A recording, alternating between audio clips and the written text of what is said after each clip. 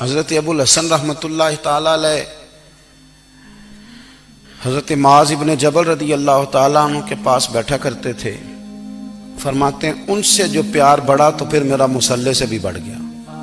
تابعی ہیں. فرماتے ہیں صحابی رسول سے محبت ہوئی تو ذکر سے بھی ہو گئی, پھر درود شریف سے بھی ہو گئی. محبت ان سے بڑھی تو پھر اللہ نے مسجد کا پیار بھی بڑھا دیا. آپ فرماتے ہیں کہ میری ہر وقت طبیعت چاہتی تھی کہ بس اللہ اللہ کروں, بس اللہ اللہ کروں, بس نہ میں ذرا تھوڑی جان چھڑاؤں لوگوں سے, کو 10 منٹ ملے تو میں کچھ 4 نفل پڑھ لوں, میں تھوڑا سا نہ بچوں لوگوں سے, اور مجھے تسبیح ملے تو میں نہ کچھ 400-500 دفعہ استغفار پڑھوں, سبحان اللہ الحمدللہ اللہ اکبر لا حول ولا قوت الا باللہ, میں نہ تسبیحات پڑھوں. فرماتے ہیں کہ بچے تھے گھر میں 6-7, غربت تھی, کام ملتا کوئی نہیں تھا, اور میں کام چور نہیں تھا, کام ڈھونڈتا تھا, پر اللہ کی قدرت کے کام نہیں ملتا تھا. فرماتے ہیں کہ میں نے ایک دن اپنی اہلیہ سے کہا کہ آج میں پھر جاتا ہوں کام ڈھونڈنے. تو میری بیوی بڑی فرما بردار تھی, پر اس دن نہ غربت کے ہاتھوں تنگ آ کے کہنے لگی آج نانا کوئی تو چیز لے کے آیا, تو مجھ سے بچوں کی بھوک نہیں دیکھی جاتی. یہ سب روگاں دا روگ محمد جس دا نام غریبی, کنڈ بلا کے لنگ جاندے نہیں دوست یار قریبی. آج نہ کچھ لے کے آیا تو میں بچے لے کے میکے چلی جاؤں گی. شیخ فرماتے ہیں کہ میں بڑا پریشان گھر سے نکلا, پر میں نے صبح سے لے کے زور تک کام ڈھونڈا, کام ملا کوئی نہیں. تو میرے دل میں خیال آیا چلو کام نہیں ملتا تو اللہ اللہ تو کرے نا, چلو بندوں کی مزدوری نہیں ملتی تو رب کریم کی عبادت ہی کرتے ہیں. فرماتے ہیں کہ میں نے نا فرات کے پانی سے وضو کیا, نہر کے, شدید دھوپ تھی, ساتھ ریت تھی اور ریت تپ رہی تھی. میں نے اپنا رومال وہیں مصلی کے طور پر بچھا لیا, اور فرماتے ہیں کہ زور سے لے کر عصر تک نماز پڑھی, دھوپ بھی پورے زور پہ, پر میرے سجدے کا ذوق بھی پورے زور پہ. فرماتے ہیں سورج بھی چمک رہا ہے اور رب کی عبادت کا ذوق بھی پورے زور پہ. میں سجدہ کروں تو پھر میرا اٹھانے کو جی نہ چاہے. میرے استاد لکھا کرتے تھے, یہ ان کا شعر ہے, وہ کہا کرتے تھے مجھے سوز دے, مجھے ساز دے, اور مجھے نیم شب کا نیاز دے, دم سجدہ خود کو میں توڑ دوں, مجھے ایسا ذوق نماز دے. اور میں تیری بہار کا پھول ہوں, میں کھلا بھی ہوں تو تیرے لیے, مجھے میری شاخ سے توڑ لے, مجھے اپنی زلف کا ناز دے. بھائی فرماتے ہیں کہ عصر تک میں نے نفل پڑھے, دل ڈھلنے لگا, عصر کی نماز پڑھی اور میں وہاں سے چلا.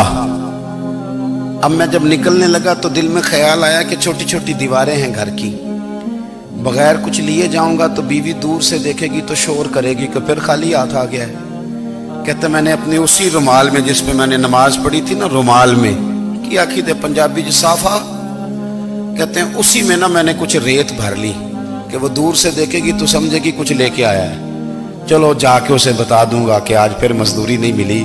کہتے ہیں وہ ریت لے کر جب میں گھر میں گیا تو پہلے بیوی دروازے پہ کھڑی ہوتی تھی, پوچھتی تھی خالی ہاتھ آ گئے ہو؟ آج میں نے دیکھا تو ہے ہی کوئی نہیں.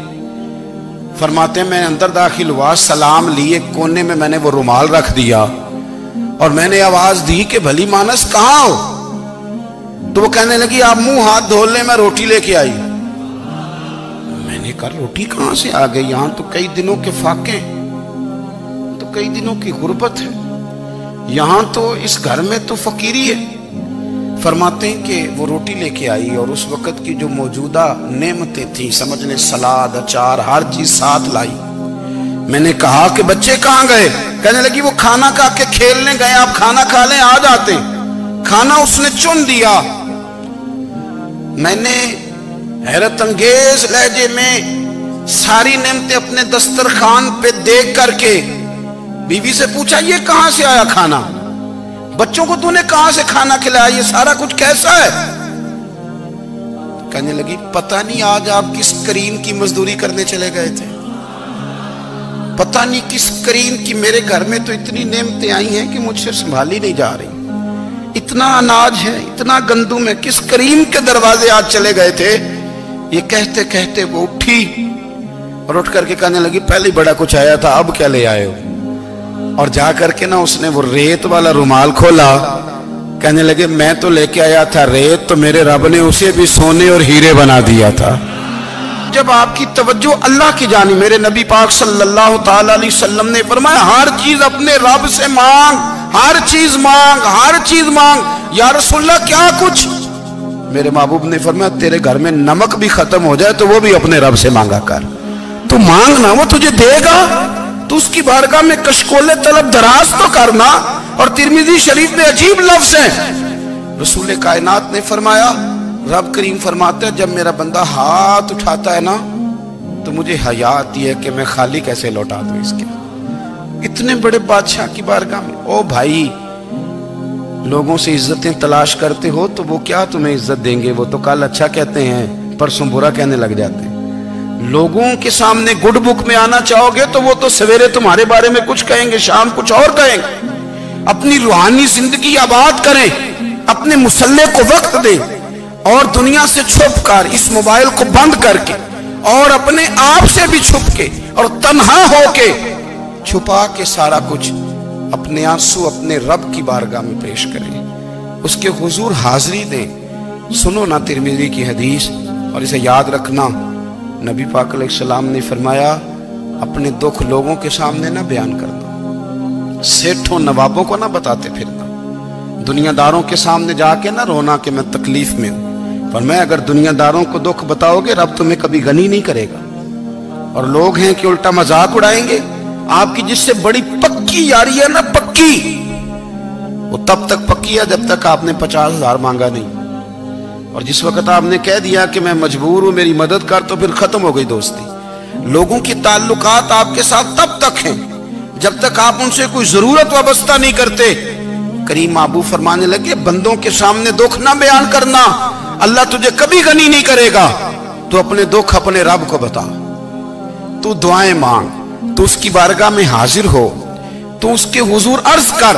فرمایا اپنے دکھ اپنے رب کو بتا، وہ جلدی کرے یا دیر سے کرے تجھے ساری دنیا سے بے نیاز کر دے گا، تجھے کسی کا محتاج نہیں رہنے دے۔